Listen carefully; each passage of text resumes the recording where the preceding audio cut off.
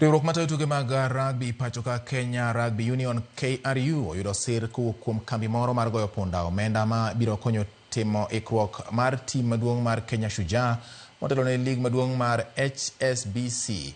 E nyasi manotele gi jodito e riwruogno, kambino omi omenda maromo Sh84 million e riwruok mar KRU.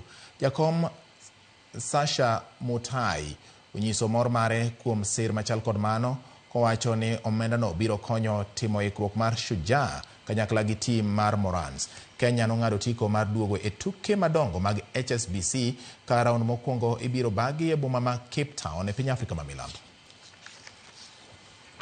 Kenya Sevens family, whether it's Shujaa or Morans. So Morans, they've already gotten some invites to these sort of satellite tournaments. And for sure this coming season, Morans will participate in those because, you know, at the HSBC Sevens level, if you get a player injured, you need to a replacement player.